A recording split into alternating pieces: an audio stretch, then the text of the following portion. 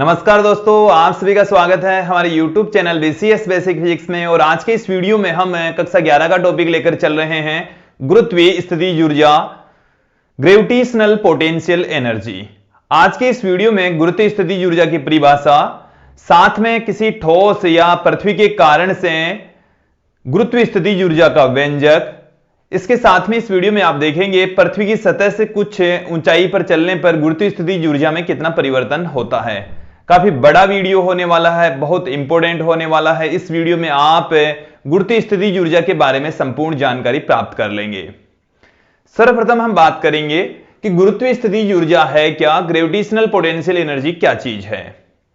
देखिए दोस्तों, potential energy, यदि हम किसी पिंड कण को शून्य ऊर्जा की स्थिति से किसी क्षेत्र में लेकर आते हैं तो लाने में जो भी कार्य करना पड़ता है वो स्थितिज ऊर्जा के रूप में संचित हो जाता है। और यहां पर हम किसी पिंड को शून्य ऊर्जा की स्थिति से गुरुत्वीय क्षेत्र में लेकर आएंगे और लाने में जो भी काम करना पड़ता है, जो भी कार्य करना पड़ता है, उसी कार्य को हम गुरुत्वीय स्थितिज ऊर्जा के इक्वल पुट कर देंगे।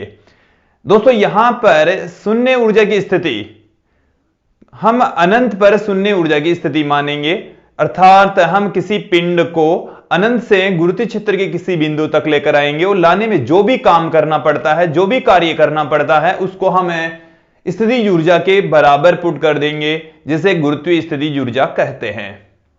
तो गुरुत्वीय स्थितिज ऊर्जा क्या है? किसी पिंड को अनंत से गुरुत्वीय क्षेत्र के किसी बिंदु तक लाने में किया गया कार्य, उसको हम गुरुत्वीय स्थितिज ऊर्जा कहते हैं। इसके साथ में एक महत्वपूर्ण बात और समझ लेंगे, यहां पर जो गुरुत्वाकर्षण बल है वो आकर्षण प्रकृति का होता है, इसलिए गुरुत्वीय स्थितिज ऊर्जा सदैव ऋणात्मक होगी। देखिए दोस्तों कि यदि हम प्रतिकर्षण बल के विरुद्ध काम करते हैं तो जो स्थितिज ऊर्जा है वो सदैव धनात्मक होती है, बट यहां पर तो जो गुरुत्वाकर्षण बल है वो आकर्षण प्रकृति का होता है, तत्पश्चात जो गुरुत्वीय स्थितिज ऊर्जा है वो सदैव ऋणात्मक होती है। और अनंत पर हम गुरुत्वीय स्थितिज ऊर्जा को शून्य मानते हैं। गुरुत्वीय स्थितिज ऊर्जा को शून्य माना जाता है, मानक मान उसका अनंत पर 0 लिया गया है। तो ये सब कुछ बातें हैं गुरुत्वीय स्थितिज ऊर्जा से संबंधित, फिर हम आगे अध्ययन करेंगे। सबसे पहले तो हम इसकी डेफिनेशन पुट करते हैं, आप लोग देखेंगे इसकी परिभाषा। गुरुत्वीय स्थितिज ऊर्जा की परिभाषा क्या है? तो किसी पिंड को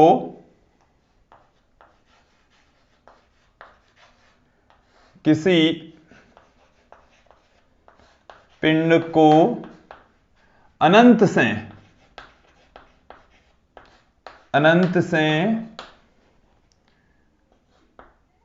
गुरुत्वीय क्षेत्र के किसी बिंदु तक, गुरुत्वीय क्षेत्र के किसी बिंदु तक लाने में किया गया कार्य, लाने में किया गया कार्य, किसी पिंड को अनंत से गुरुत्वीय क्षेत्र के किसी बिंदु तक लाने में किया गया कार्य, लाने में किया गया कार्य पिंड में ऊर्जा के रूप में संचित हो जाती है। पिंड में ऊर्जा के रूप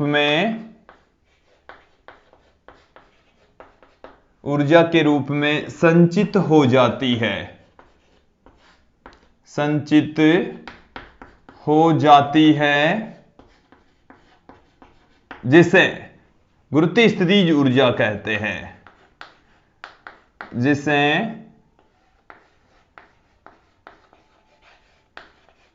गुरुत्वीय स्थितिज ऊर्जा कहते हैं।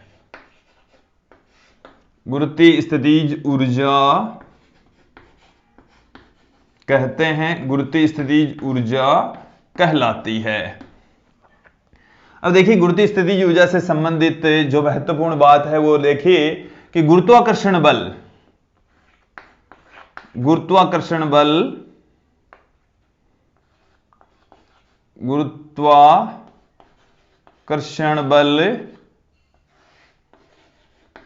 आकर्षण प्रकृति का होता है, गुरुत्वाकर्षण बल की जो प्रकृति है वो आकर्षण प्रकृति होती है। आकर्षण प्रकृति का होता है, गुरुत्वाकर्षण बल आकर्षण प्रकृति का होता है, अतः गुरुत्वीय स्थितिज ऊर्जा, गुरुत्वीय स्थितिज ऊर्जा सदैव ऋणात्मक होती है। गुरुत्वीय स्थितिज ऊर्जा सदैव ऋणात्मक होती है, हमेशा नेगेटिव रहेगी, सदैव ऋणात्मक होती है। देखिए इसके बाद में महत्वपूर्ण बात यह है कि अनंत पर गुरुत्वीय स्थितिज ऊर्जा शून्य मानी जाती है। अनंत पर गुरुत्वीय स्थितिज ऊर्जा, गुरुत्वीय स्थितिज ऊर्जा शून्य मानी जाती है, शून्य मानी जाती है। और देखिए गुरुत्वीय स्थितिज ऊर्जा भी एक प्रकार की ऊर्जा है, तो इस गुरुत्वीय स्थितिज ऊर्जा का मात्रक जूल होता है और जो विमा है वो ऊर्जा की विमा के तुल्य होती है। गुरुत्वीय स्थितिज ऊर्जा, स्थितिज ऊर्जा का मात्रक, गुरुत्वीय स्थितिज ऊर्जा का मात्रक जूल व विमा, विमा यहां पर देखेंगे m1 L2 T-2 होती है।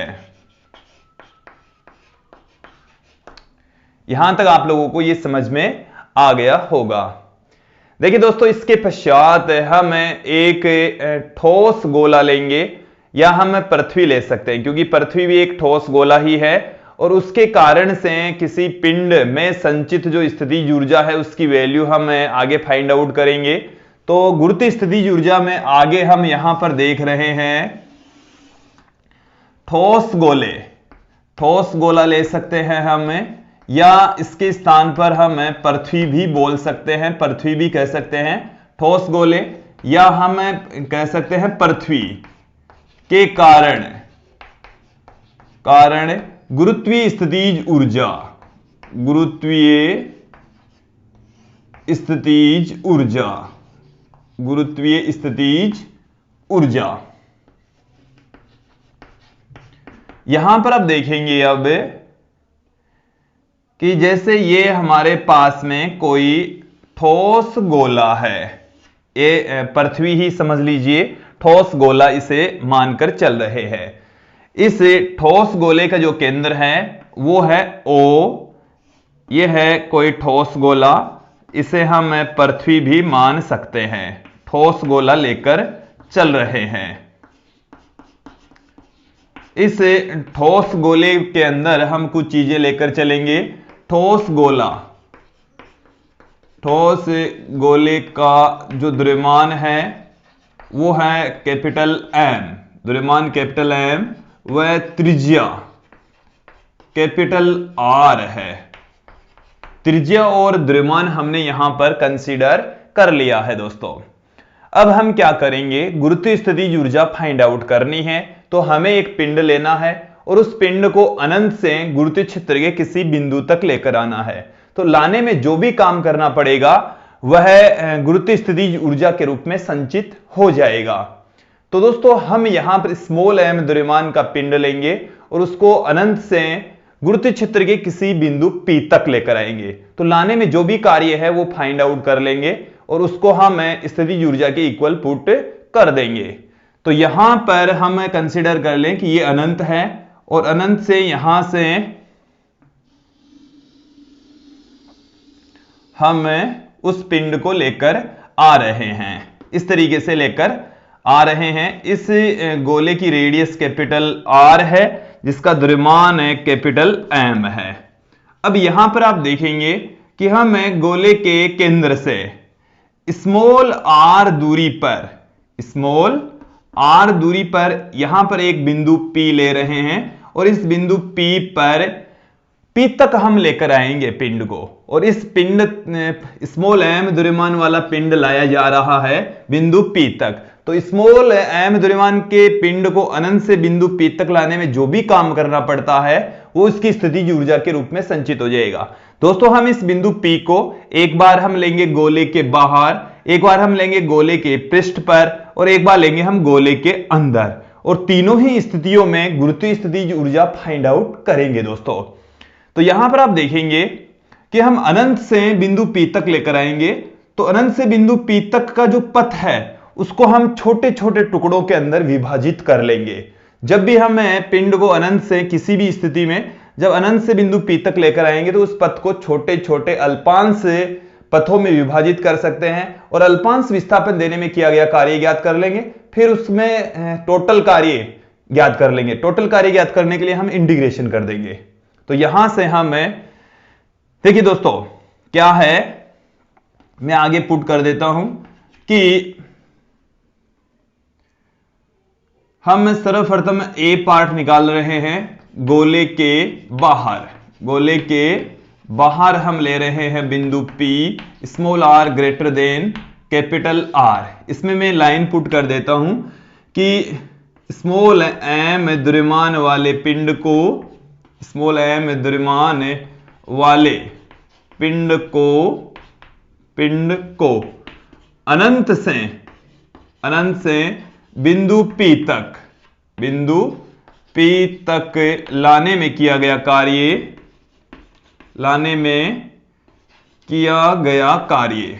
किया गया कार्य गुरुत्वीय स्थितिज ऊर्जा के रूप में संचित हो जाता है। गुरुत्वीय स्थितिज ऊर्जा के रूप में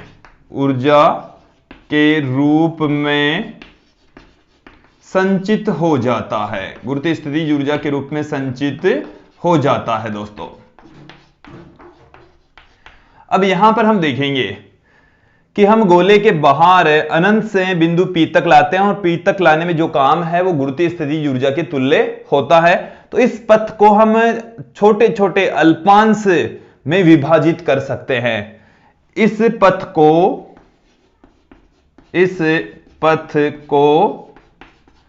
छोटे छोटे अल्पांश पथों से निर्मित मान सकते हैं। अल्पांश पथों से निर्मित माना जा सकता है। संपूर्ण जानकारी मैं पुट कर रहा हूं आपके लिए। तो देखिए दोस्तों हम यहां पर कंसीडर कर लेते हैं कि इसको हम छोटा सा विस्थापन दे रहे हैं dx, और ये बिंदु A पर दिया जा रहा है। बिंदु A पर हम इस स्मॉल m द्रव्यमान के पिंड को छोटा सा विस्थापन दे रहे हैं dx, और ये जो बिंदु A है वो पृथ्वी के केंद्र या पिंड के केंद्र से स्मॉल अक्ष दूरी पर मौजूद है, स्मॉल अक्ष दूरी पर स्थित है। तो छोटा सा विस्थापन देने में किया गया कार्य ज्ञात कर लेंगे, फिर अनंत से बिंदु P तक लाने में किया गया कार्य ज्ञात कर लेंगे। दोस्तों यहां से मैं अब इसके डेफिनेशन को हटाता हूं, और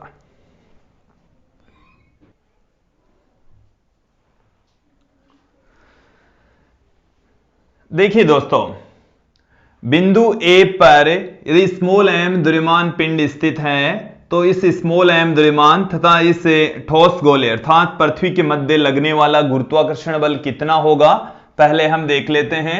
बिंदु A पर स्मॉल m द्रव्यमान व कैपिटल M द्रव्यमान के मध्य गुरुत्वाकर्षण बल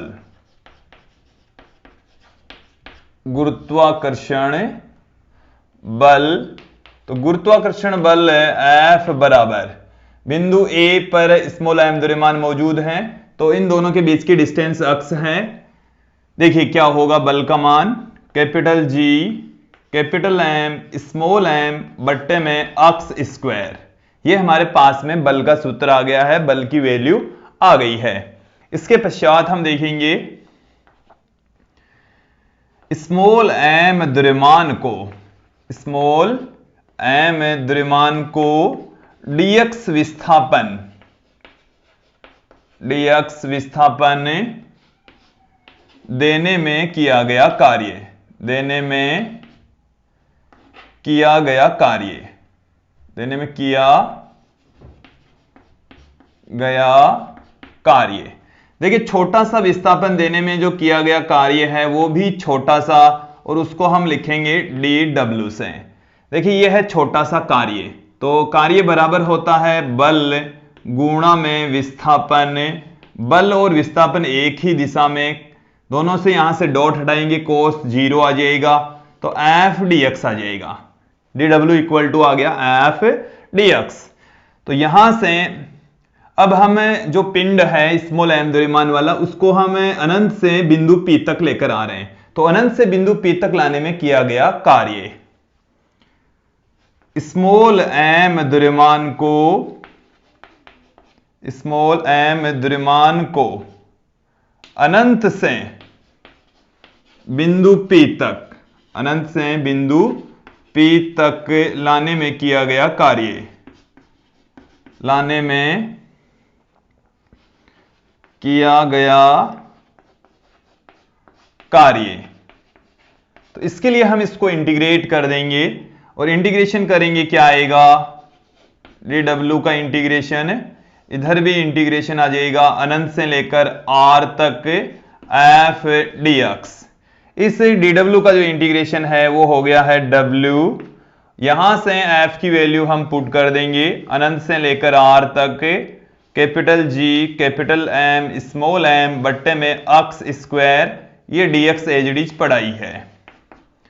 जो कांस्टेंट है उसको हम इंटीग्रेशन से बाहर ले लेंगे, तो capital G capital M small m, इसको हमने इंटीग्रेशन से बाहर पुट कर दिया अनंत से लेकर r तक। ये एक बट्टे में अक्स स्क्वायर है, ये बट्टे से ऊपर जाएगा तो अक्स की घात आ गई -2। अक्स की घात कितनी आ गई है दोस्तों, -2। अब इसका हम इंटीग्रेशन यहां पर करेंगे, तो इसका इंटीग्रेशन करने पर क्या मिलेगा, w is equal to capital G capital M small m, अक्स की घात -2 का इंटीग्रेशन, अक्स की घात n का फॉर्मूला होता है अक्स की घात n+1 अपॉन n+1। तो यहां पर n की वैल्यू है -2, तो -2 + 1 बट्टे में -2 + 1, और लिमिट है अनंत से r तक। देखिए यहां से -2 + 1 -1 निकल जाएगा, तो माइनस में capital G capital M small m, यहां से ये बट्टे वाला जो नेगेटिव साइन है वो हमने बाहर पुट कर दिया है। और यहां पर अक्स की घात -2 + 1, इसका मतलब है अक्स की घात -1, अक्स की घात -1 बट्टे से नीचे आएगी तो अक्स की घात +1 अनंत से लेकर r तक। दोस्तों w बराबर क्या निकल कर आ रहा है, अपर लिमिट पुट करेंगे माइनस में capital G capital M small m, upper limit जब पुट करेंगे तो अक्स के स्थान पर r, माइनस का साइन लगाकर लोअर लिमिट पुट करेंगे तो 1/अनंत, और 1/अनंत 0 होता है, तो माइनस में capital G capital M small m बट्टे में r। ये हमारे पास में किसी पिंड को अनंत से बिंदु P तक लाने में किया गया कार्य आ चुका है। अब दोस्तों हम क्या करेंगे, ये जो किया गया कार्य है वो गुरुत्वीय स्थितिज ऊर्जा के रूप में संचित हो जाता है। इसी कार्य को ही हम गुरुत्वीय स्थितिज ऊर्जा के इक्वल पुट कर देंगे दोस्तों। तो यहां पर मैं इसको गुरुत्वीय स्थितिज ऊर्जा के इक्वल पुट कर देता हूं। देखिए दोस्तों ये जो किया गया कार्य है वो गुरुत्वीय स्थितिज ऊर्जा के रूप में संचित हो जाता है, तो इसको हम गुरुत्वीय स्थितिज ऊर्जा के रूप में पुट कर देते हैं कि यह किया गया कार्य, यह किया गया कार्य गुरुत्वीय स्थितिज ऊर्जा के रूप में संचित हो जाता है, गुरुत्वीय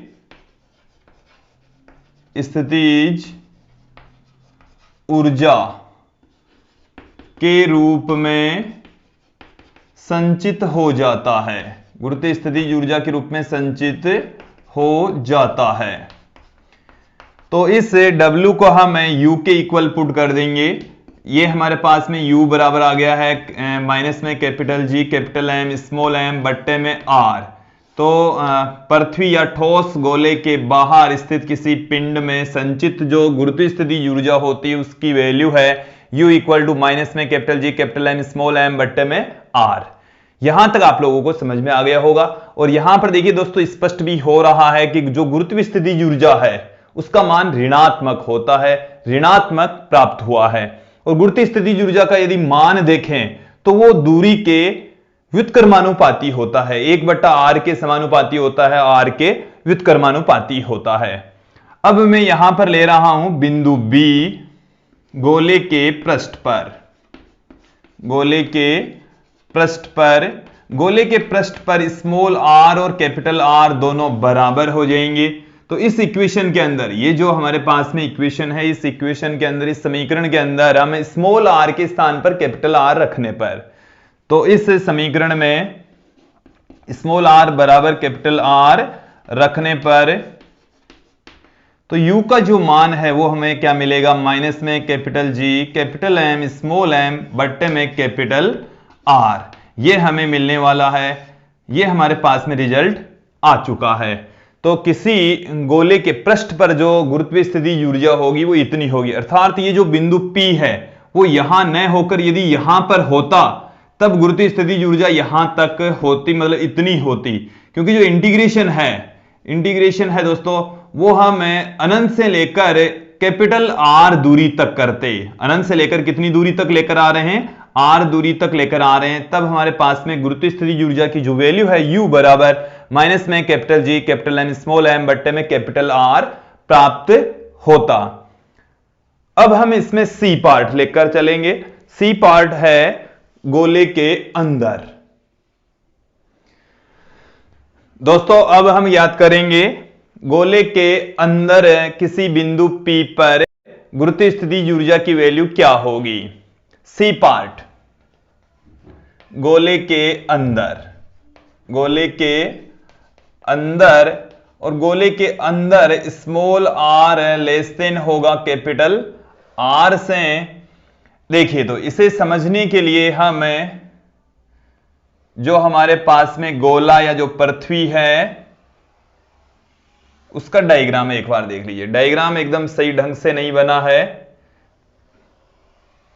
गोलाकार ही बना देते हैं।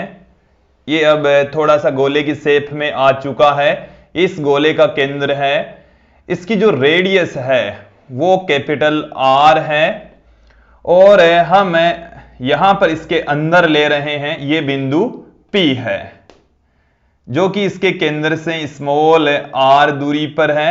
हम बिंदु P से गुजरने वाले एक गोले का निर्माण करते हैं जो कि बिंदु P से होकर गुजर रहा है। दोस्तों हम अनंत से ही स्मॉल m द्रव्यमान को पिंड को लेकर आ रहे हैं। कहां से लेकर आ रहे हैं, अनंत से ही लेकर आ रहे हैं और बिंदु P तक लेकर आएंगे। हमें पता है कि ये ठोस गोला है और इस ठोस गोले का जो द्रव्यमान है वो कैपिटल M है, या पृथ्वी है, ये इसका द्रव्यमान कैपिटल M है। और इस बिंदु P से होकर गुजरने वाले गोले का जो द्रव्यमान है वो हम कंसीडर कर लेते हैं m' है। अब दोस्तों यहां पर एक समझने वाली बात है, महत्वपूर्ण बात है, समझ लीजिए। हम यहां से स्मॉल m द्रव्यमान के पिंड को अनंत से लेकर आएंगे। कहां से लेकर आएंगे, अनंत से इस बिंदु P तक, और उस अनंत से लेकर बिंदु P तक का जो पथ है उसको हम छोटे छोटे अल्पांशों में विभाजित कर देंगे, छोटे छोटे अल्पांशों में बांट लेंगे।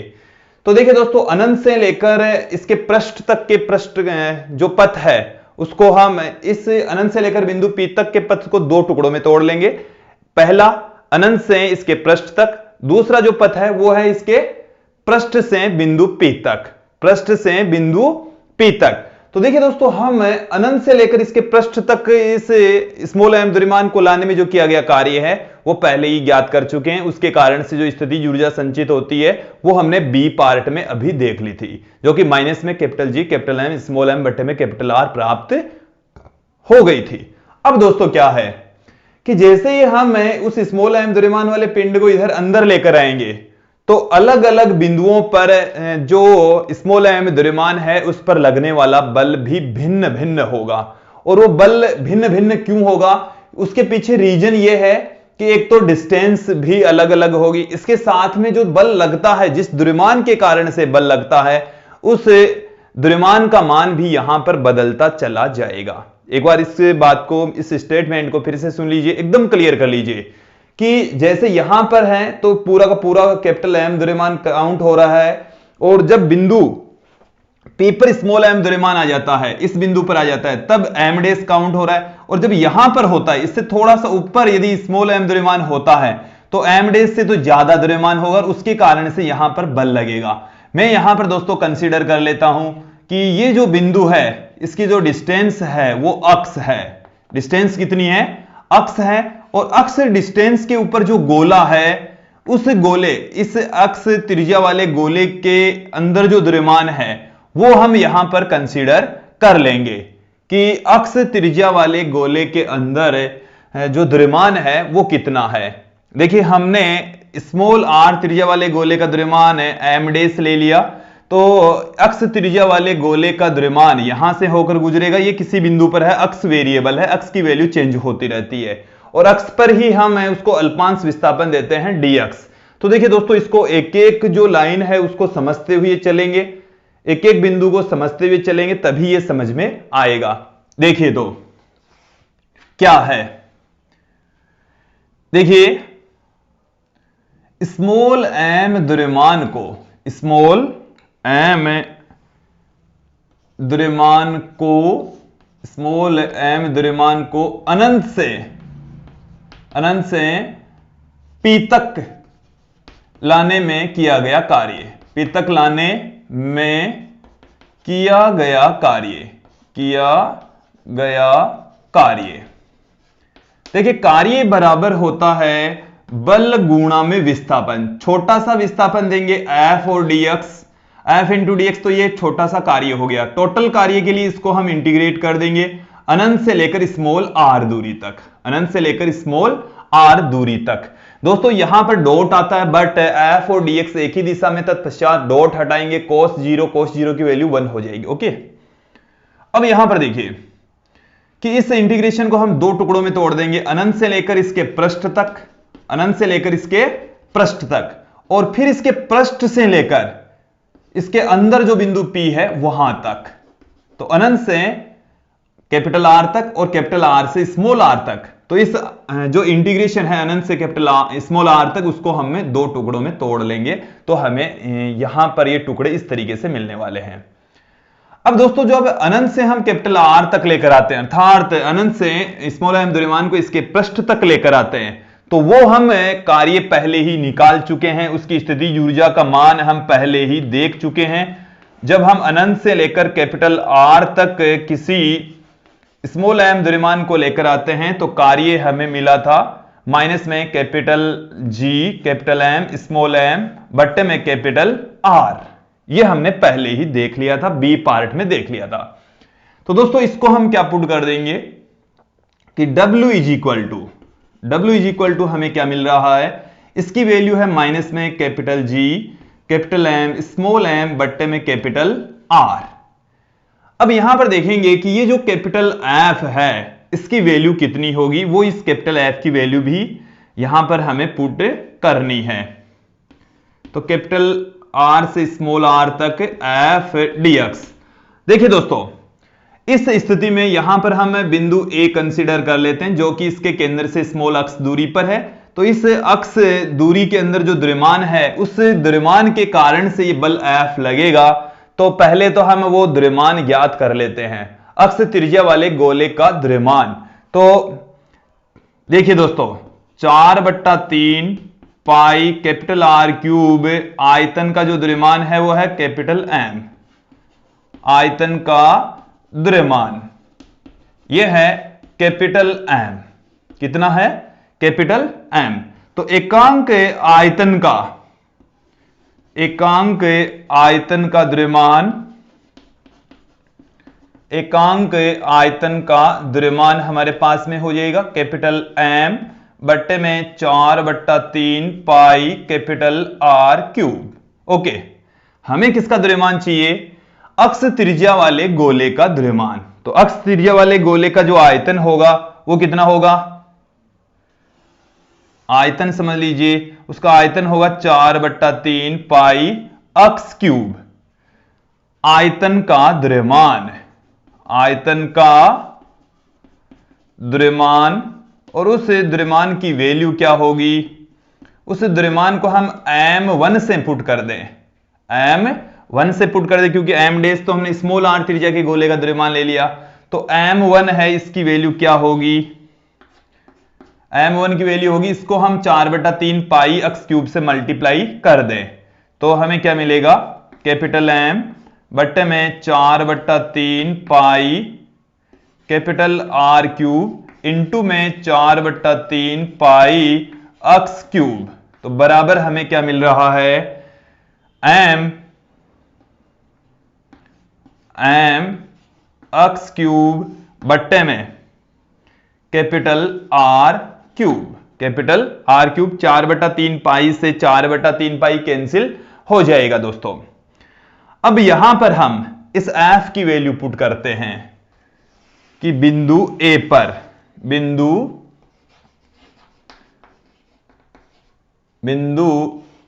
A पर, बिंदु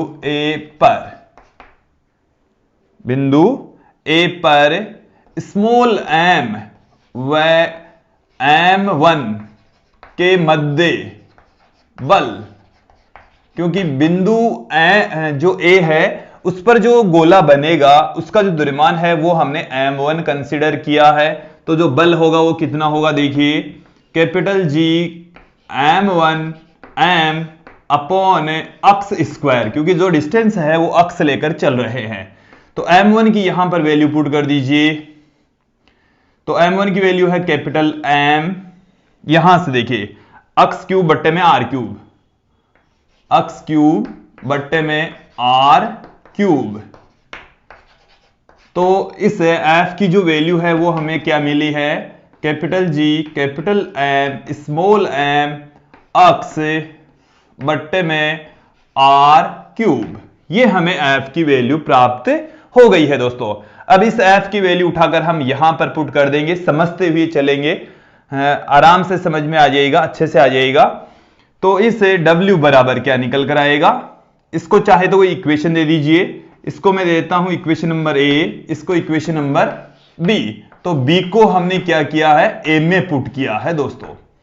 तो w बराबर क्या आ गया? माइनस में capital G capital M small m बट्टे में कैपिटल R, माइनस यहां प्लस है तो प्लस कैपिटल R से स्मॉल r तक f की जो वैल्यू है वो ये है, तो capital G capital M small m बट्टे में R क्यूब अक्ष dx, ये हमारे पास में आ चुका है।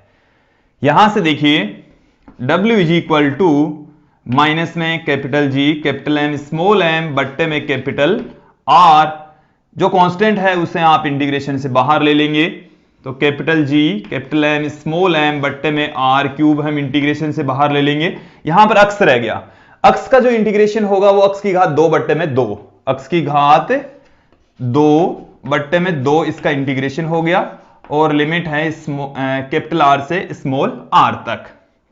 और दोस्तों एक लाइन इसमें आपको और पुट करनी है कि यह जो किया गया कार्य है वो गुरुत्वीय स्थितिज ऊर्जा के रूप में संचित हो जाता है। इसी W को हम U के इक्वल पुट कर देंगे। किसके इक्वल पुट कर देंगे दोस्तों? U के इक्वल। तो माइनस में लिमिट पुट कर देंगे capital G capital M small m बट्टे में capital R plus capital G capital M small m बट्टे में R क्यूब। लिमिट पुट करेंगे तो क्या आएगा? R स्क्वायर बट्टा 2 माइनस कैपिटल R स्क्वायर बट्टा 2, ये आ गया हमारे पास में। यहां से देखिए कॉमन लीजिए, कॉमन लेंगे तो हमारे पास में क्या आएगा? जो राशि कॉमन आ रही है उसे आप कॉमन ले लीजिए, माइनस में capital G capital M small m बट्टे में हम R क्यूब कॉमन ले लेते हैं। यहां से हमने क्या कॉमन ले लिया? R cube. देखो यहां पर आर ही है, आर क्यूब कॉमन ले लिया तो ऊपर हमारे पास में रह गया आर स्क्वायर, आर स्क्वायर। ये capital G capital M small m बटे में आर क्यूब कॉमन ले लिया, बट यहां पर एक नेगेटिव साइन भी हमने कॉमन लिया, तो ये वाली जो वैल्यू है वो माइनस में आ जाएगी। ये वैल्यू किस में आ जाएगी?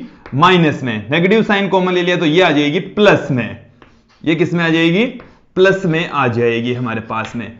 तो यहां तक स्थितिज ऊर्जा का मान आप लोगों को समझ में आ गया होगा। उसके पश्चात हम चलते हैं गोले के अंदर ही किसी बिंदु P पर हम गुरुत्वीय स्थितिज ऊर्जा देख रहे हैं। तो देखिए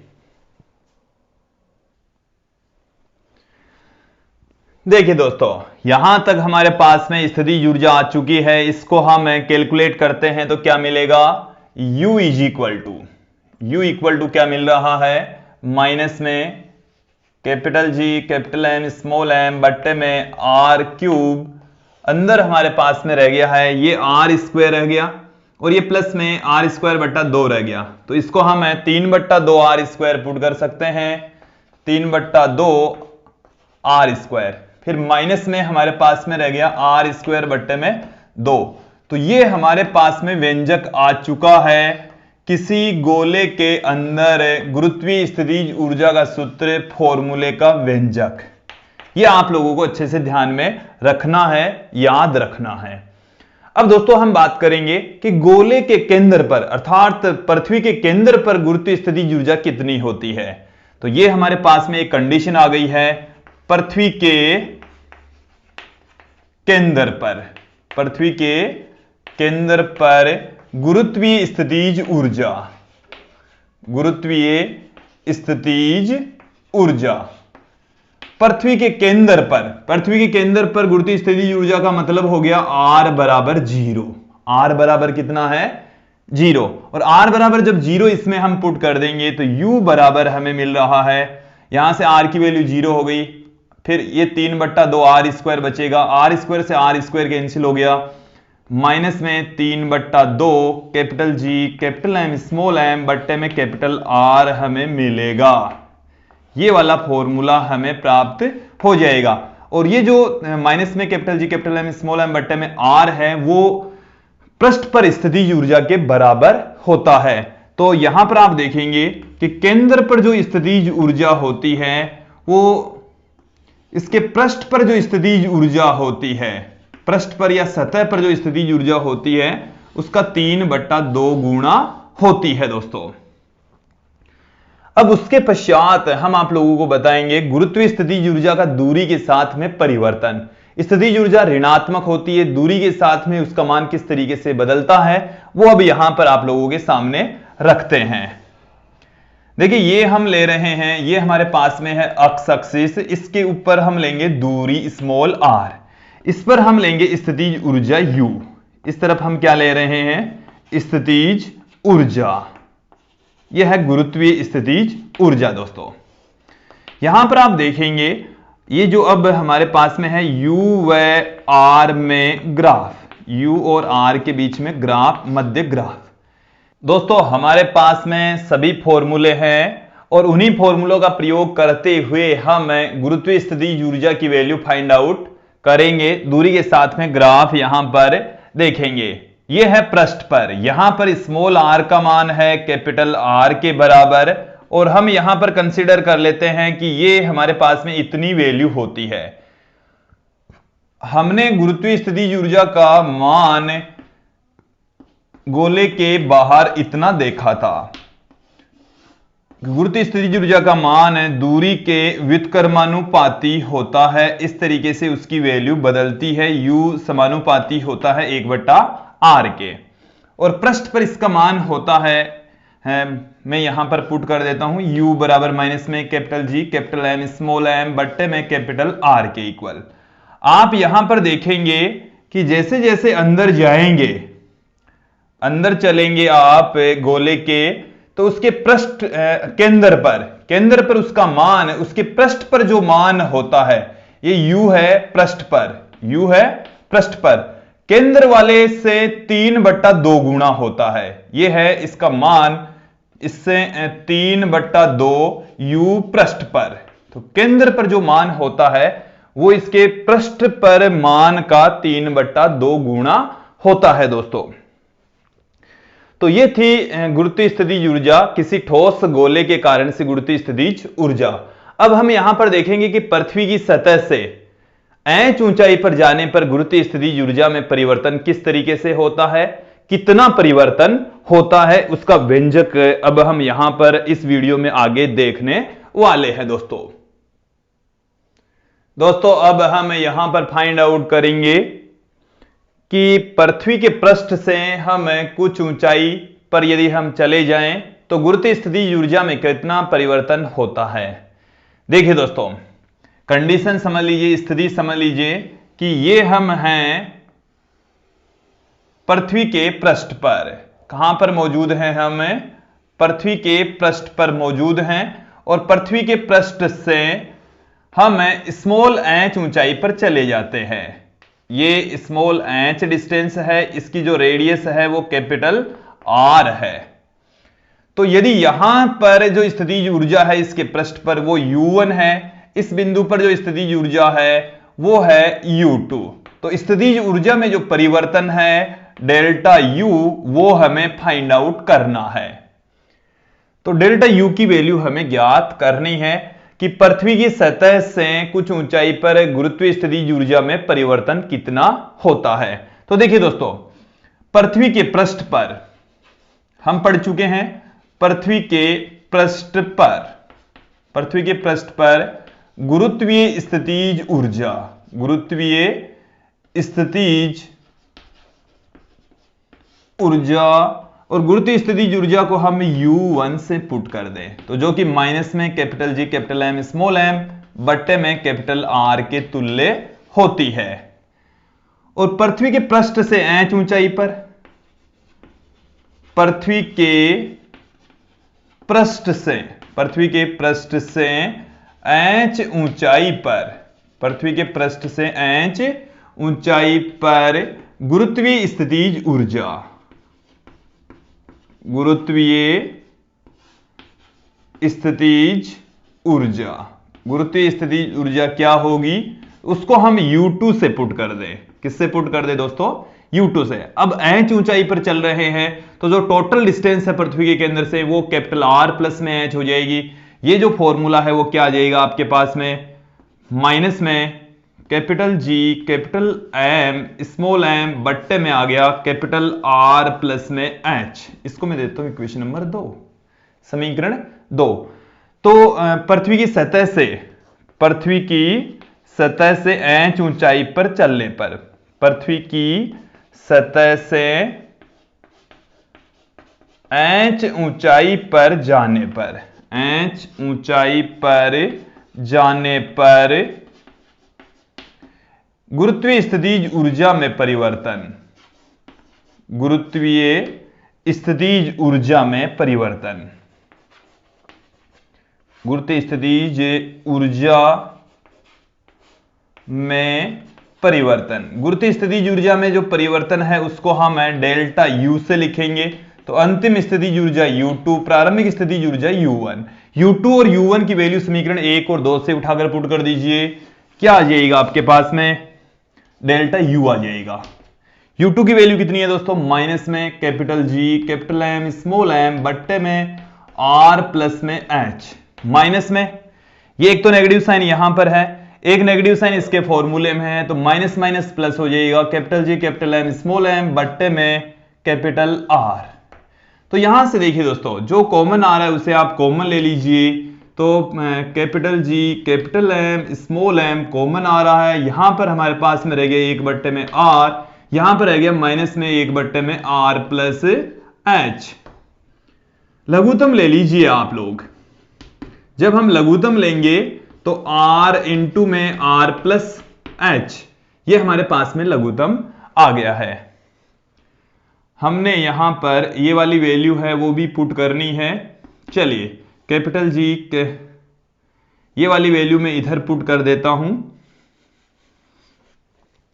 यहां पर delta U capital G capital M small m, ये हमारे पास में लघुत्तम आ गया। तो ये वाली वैल्यू यहां पर आ गई R प्लस H माइनस में R। अब देखिए आगे क्या आएगा, capital G capital M small m, यहां से प्लस का आर ये माइनस का आर से कैंसिल हो जाएगा, तो एच बच गया है। तो एच और बट्टे में हमारे पास में है, यहां से भी हम आर यदि कॉमन ले लें तो ये आ गया R square 1 plus H by R, और कैपिटल जी कैपिटल एम बट्टे में जो आर स्क्वायर होता है इसको हम स्मॉल जी से प्रदर्शित करते हैं, स्मॉल जी से लिखते हैं। तो गुरुत्वीय स्थितिज ऊर्जा में जो परिवर्तन है डेल्टा यू बराबर आएगा, इसकी जगह हम लिख सकते हैं स्मॉल जी, तो एम जी एच बट्टे में 1 प्लस एच बाई आर, ये गुरुत्वीय स्थितिज ऊर्जा में परिवर्तन का फॉर्मूला आ गया है। दोस्तों यहां से एकदम क्लियर कर लेंगे, स्मॉल जी बराबर हमने पढ़ा है कैपिटल जी कैपिटल एम बट्टे में कैपिटल आर स्क्वायर, इसलिए हमने इसके स्थान पर स्मॉल जी पुट कर दिया, तो एम जी ये एच बट्टे में 1 प्लस एच बाई आर, यहां पर एक आर तो पढ़ा ही था, एक आर इसमें से कॉमन ले लिया तो ये आर का स्क्वायर हो गया, और यहां पर 1 प्लस में एच बाई आर हो गया। तो ये है गुरुत्वीय स्थितिज ऊर्जा में परिवर्तन दोस्तों। और जब यदि हम एच को अति सूक्ष्म छोटा आर की तुलना में यदि छोटा हो तो हम एच बाई आर को नगण्य मान सकते हैं, एक की तुलना में नगण्य मानकर इसको छोड़ देंगे। यदि एच आर की तुलना में छोटा हो, आर की तुलना में छोटा हो तो इसका मतलब क्या है कि H less than capital R, तो H बाई R वो एक से छोटा हो जाएगा, अतः एक की तुलना में H बाई R को नगण्य